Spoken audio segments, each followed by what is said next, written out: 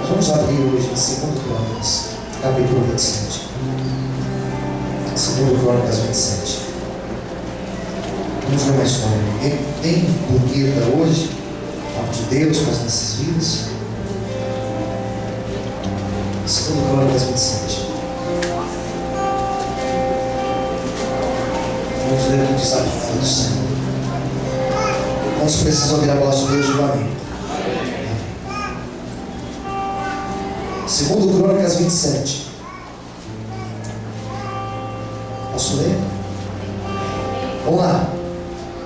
Versículo 1. Tinha Jotão 25 anos de idade quando começou a reinar.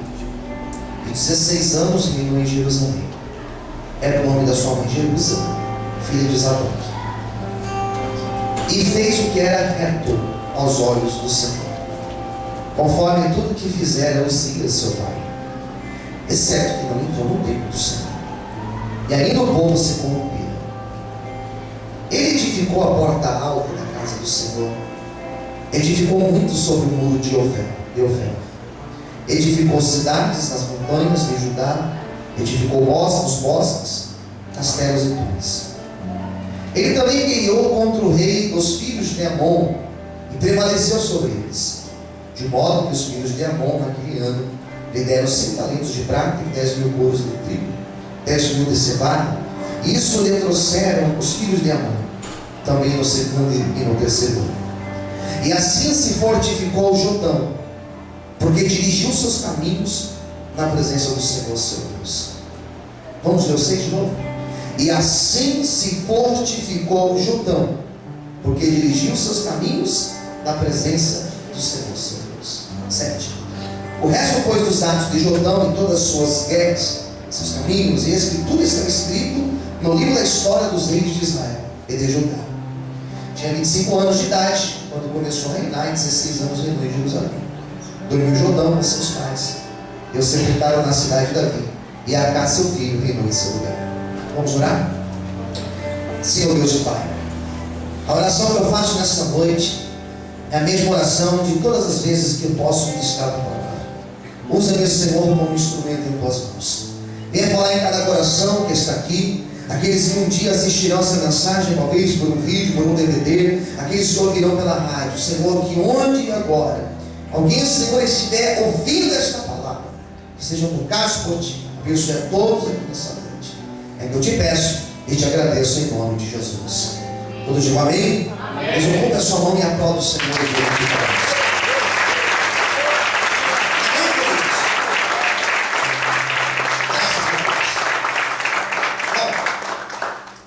Hoje nós vamos falar de um rei chamado Jotão.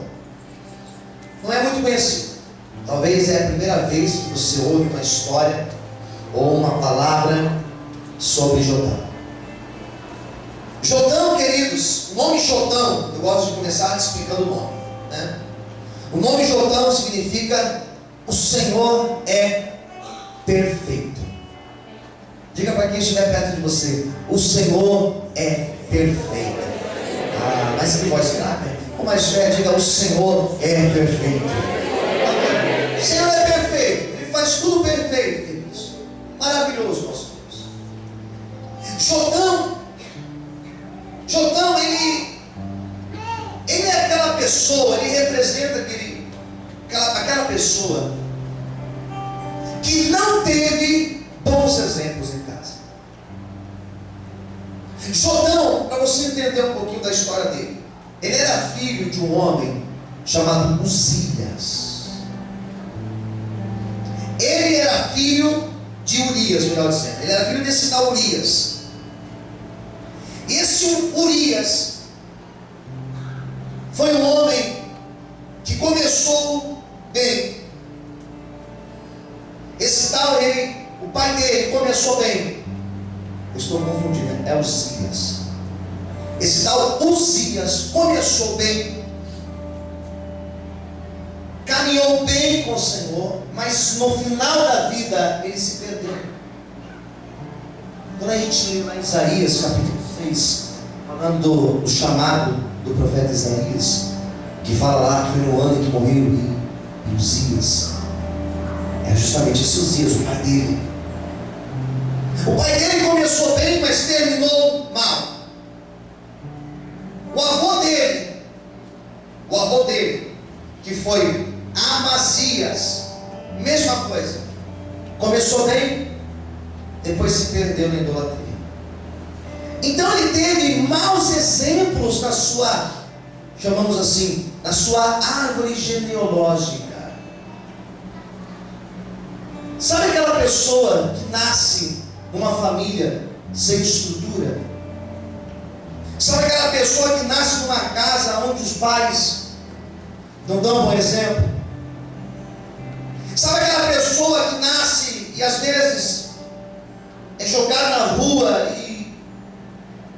e supera e consegue fazer um monte de coisas, consegue conquistar, vencer na vida?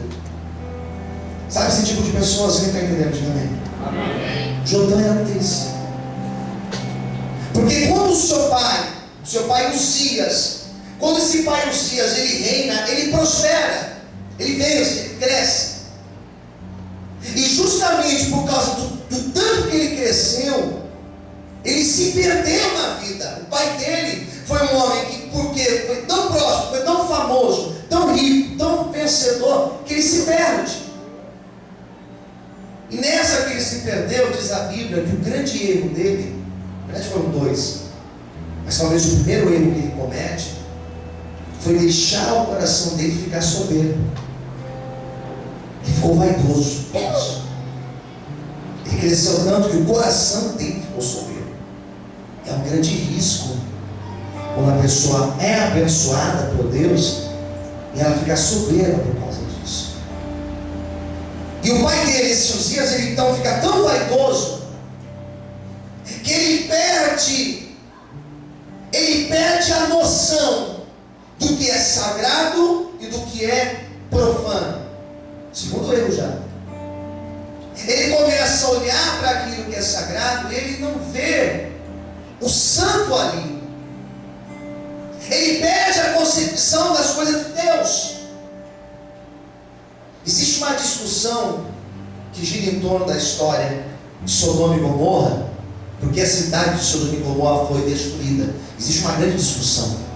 E esses dias aí eu estava trazendo essa reflexão na nossa segunda-feira, falando justamente sobre uma teologia que existe aí, teologia inclusiva, que eles usam esse texto para falar sobre questões de homossexualismo e aí vai.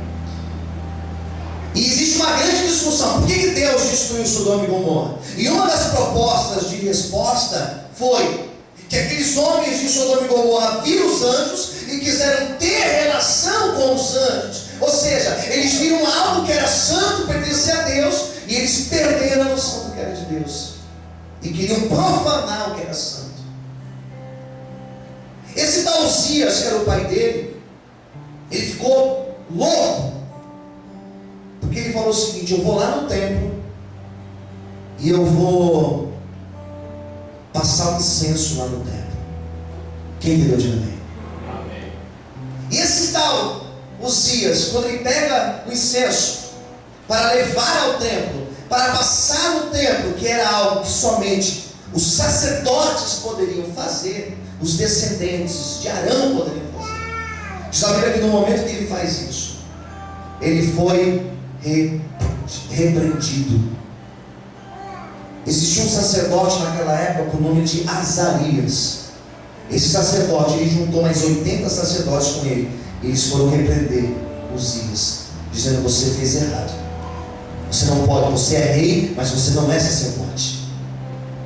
E no mesmo momento, diz a Bíblia, que ele ficou leproso. Ele fica leproso, ele fica doente.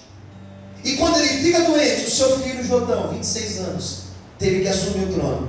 Porque ele doente teve que ser retirado do meio do povo. Morou numa casa sozinho, até o dia da sua morte.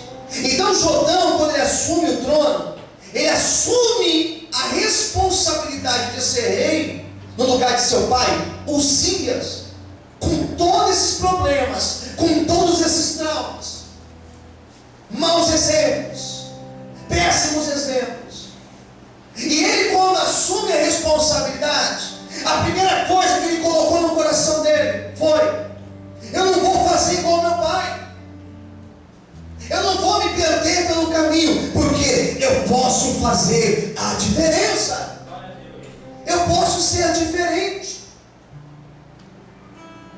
Nessa noite pode ser que eu estou pregando para pessoas que tiveram pais que não deram bom exemplo na vida. Talvez pais que foram desonestos.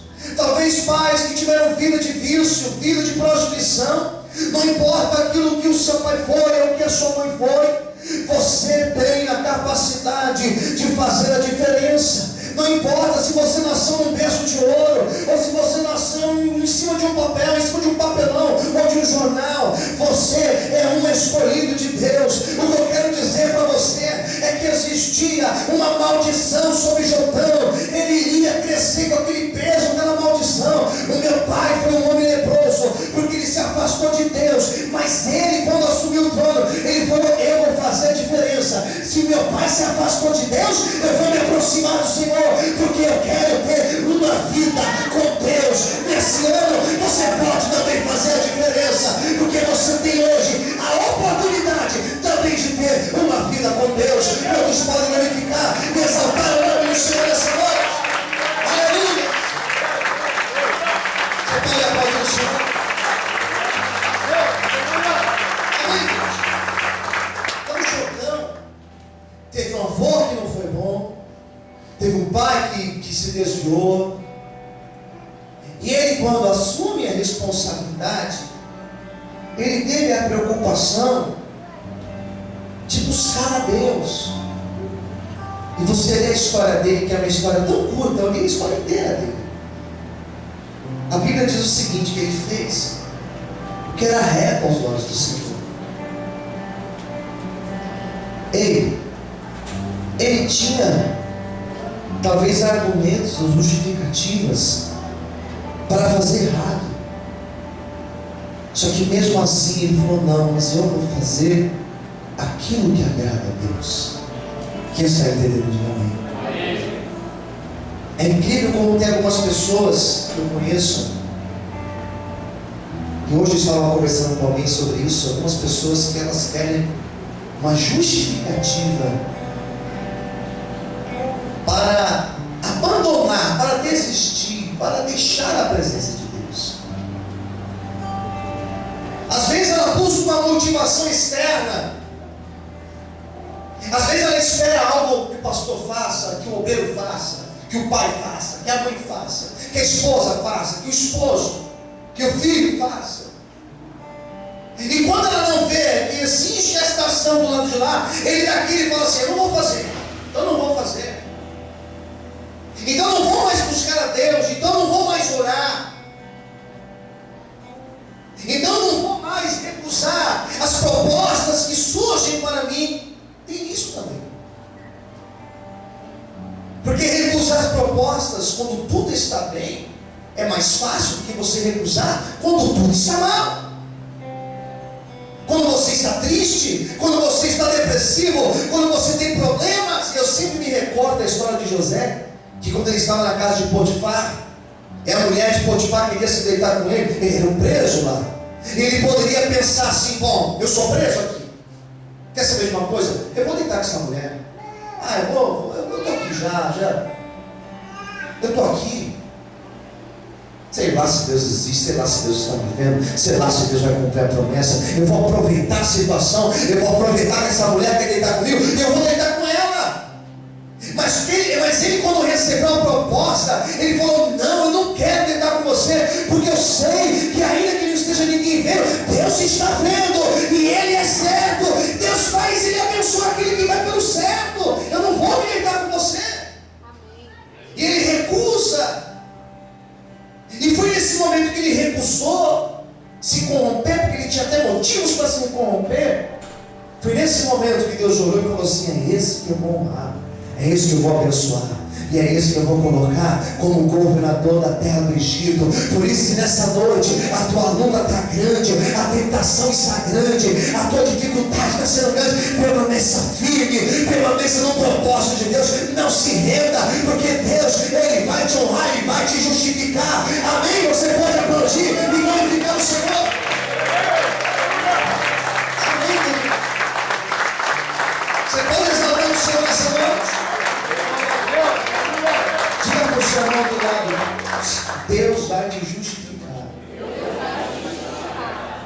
Jotão, quando ele assume o poder, ele pega um reino próspero, né? Quando ele pega todo aquele poder nas mãos, ele fala: não, vou buscar a Deus. Eu não vou ir pelos mesmos erros dos meus pais. Sabia que nós aprendemos com o erro dos outros? Quem concorda, diga amém. Nós aprendemos com os nossos erros, mas nós aprendemos também com os erros dos outros. E a pior coisa é você não absorver isso, não aprender. E ele aprendeu. Ele viu que o maior erro que o pai dele fez foi se afastar de Deus. Como o adversário tem lutado para nos afastar da presença do Senhor. Tem fases que nós passamos que parece que tudo leva a um afastamento de Deus. Eu não estou falando afastar da igreja, estou falando de afastar de Deus, porque às vezes a pessoa até vem para a igreja, mas ela está longe de Deus. Quem concorda, diga amém. Às vezes acontece isso. Eu estou dizendo um afastamento de Deus. Quando a fase está boa demais, ou quando a fase está ruim demais.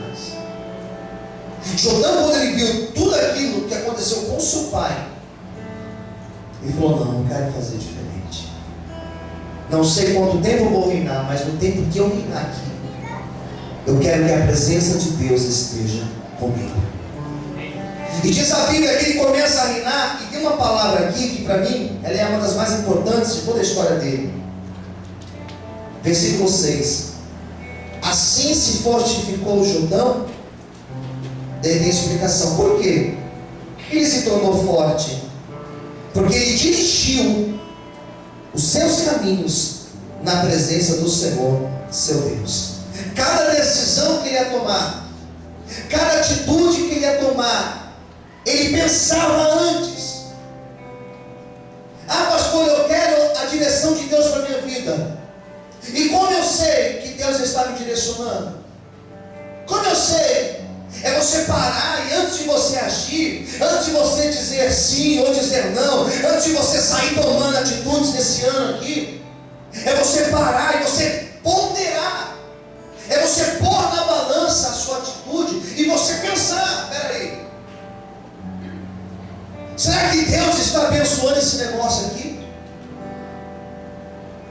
Ah, mas tem mentira no meio. Se tem mentira no meio, Deus não vai abençoar. Ah, mas é só uma mentirinha. Tem mentira no meio, Deus não vai abençoar. Quem está entendendo? Diga amém. Precisa de uma direção maior de Deus? Não precisa. Como eu sei que é a direção de Deus, eu vou estar prejudicando outras pessoas. Você acha que Deus vai te abençoar num negócio desse? Ah, eu vou ter que enganar alguém, vou ter que roubar alguém. Como que Deus vai abençoar um engano desse, queridos? Saber se eu estou na direção de Deus é eu parar e pensar: será que Deus está nesse negócio? Será que Deus está na assinatura desse contrato? Será que Deus está nesse sim que eu estou dizendo? Ou será que Deus está fora? E eu estou querendo achar que Deus está aqui. Às vezes eu quero achar que Deus está aqui e Deus não está. Jotão falou: tudo que eu fizer, cada aliança que eu fizer, cada decisão que eu fizer, tudo que eu tiver que tomar de atitude a partir de hoje, eu quero que Deus direcione e guie os meus passos. Nessa noite eu quero profetizar na tua vida que nesse ano de 2014 nós não andaremos pela nossa opinião, nós não andaremos pela conveniência, nós andaremos pela direção do Espírito Santo de Deus. E cada atitude que você tomar, Deus honra, Deus abençoa e Deus prospera. Amém? Você pode aplaudir o Senhor nessa noite. Deixa Deus ganhar a tua vida. Ele prosperou, diz a Bíblia. Ele edificou casas. Ele construiu cidades, ele construiu castelos, ele edificou bosques, e nesses bosques ele edificou grandes castelos. Ele se tornou um homem muito poderoso na sua época. Nós temos poucas notícias sobre Jotão, mas a Bíblia fala que ele foi um homem poderoso. Só isso já seria o suficiente. Ele foi um homem que Deus honrou na vida dele. Que esse ano aqui, queridos, que está se iniciando, que nesse ano, cada passo que você der possa ser direcionado pela vontade do Senhor. Ele foi um homem que cresceu tanto, que a Bíblia fala que ele era poderoso, prosperou muito, queridos. E quando ele estava desfrutando da sua maior prosperidade, ele não cometeu o erro do seu pai, que foi exaltar o seu coração. Mas ele, ao contrário disso, ele permaneceu no degrau de humildade. Ele tratava todos de maneira igual. Ele continuava sendo um homem honesto. Ele continuava sendo um homem que andava pela rua e ele abraçava as pessoas. Ele era um homem justo nos seus negócios. Ele era um homem honesto nas suas decisões. Ele foi um homem que, quando prosperou, quando chegou no degrau mais alto que a vida poderia lhe proporcionar, ele foi um homem que chegou lá em cima. E estando lá em cima, ele reconhecia: foi Deus que me colocou aqui, foi Deus que me abençoou, foi Deus que me estabeleceu. Ele viu seu pai de lá de cima caindo e parar lá embaixo. Ele falou assim: eu não quero cair, eu quero permanecer onde estou, na presença de Deus. Então ele foi um homem que ele teve estabilidade na vida dele. Ele não caiu. E por que ele não caiu? Porque ele se manteve simples.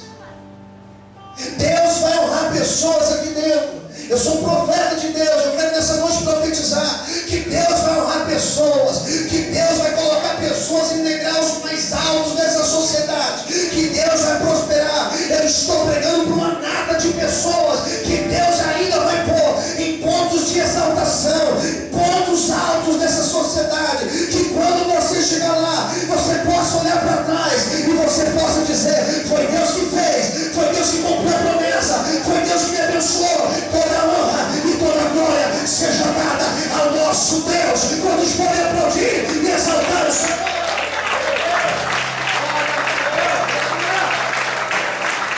Quantos podem aplaudir o nome de Deus? Quantos podem exaltar o Senhor? Quantos podem glorificar o nome de Deus? Aleluia! Quando Deus honrar a tua vida, não se esqueça. Existe um perigo, irmãos, quando você sonha um algo, você conquista este algo. Existe um perigo muito grande. O perigo de você se afastar do Senhor. Ele planejava, ele desenhava lá o que ele queria e Deus dava condição para ele. Isso é intimidade com Deus, queridos. Jotão teve intimidade com Deus. Quantos aqui querem ter intimidade com o Senhor? Intimidade que Jesus, ao ponto de Jesus falar o seguinte: olha, se as minhas palavras permanecerem em vós, pedireis o que quiseres, e vos será feito. Isso é intimidade, irmãos. De você orar por um algo, de você pensar em um algo, e Deus fazer na tua vida. Isso é intimidade. E foi dessa intimidade que Jotão pôde desfrutar da presença de Deus. Ele andou com Deus. A Bíblia não fala de detalhes da sua vida, mas a Bíblia fala que ele teve um péssimo exemplo do seu pai, Uzias, do seu avô. Mesmo assim ele resolveu fazer diferente. Mesmo assim ele falou: eu posso fazer diferente. E ele conseguiu mudar a história dele. Eu imagino que quando ele assumiu o trono, as pessoas diziam: vai ser igual ao pai. E ele dizia: não, eu posso fazer diferente, porque o Senhor vai me ajudar. Nessa noite, se você está com o seu coração inclinado a fazer diferente, a ter atitudes diferentes talvez daquelas que nós tivemos no ano passado, o Senhor vai te ajudar a isso. Ele foi um homem que venceu e permaneceu humilde. Que Deus possa nos dar desta água da humildade, queridos, para que quando Ele abençoar as nossas vidas, o nosso coração não venha se exaltar e se esquecer do Senhor. O desejo de Deus para você nessa noite é que você possa edificar, viver sonhos, construir uma família abençoada, ter projetos e viver esses projetos. Esse é o desejo de Deus para você nesse ano de 2014. Agora basta você guardar esta palavra no teu coração e principalmente ser direcionado pelo Espírito Santo de Deus. Não queira guiar os seus planos, mas deixe Deus guiar os teus planos e conduzir a tua vida. Essa é a minha oração e é essa a palavra de Deus para mim e para você nessa noite. Em nome de Jesus, você pode aplaudir e glorificar muito forte a Deus. Em alguns instantes você pode exaltar o Senhor. Amém, queridos? Amém. Jordão, ou seja, Deus é perfeito. Deus é perfeito. Eu quero orar por você nessa noite. Eu te convido a ficar em pé.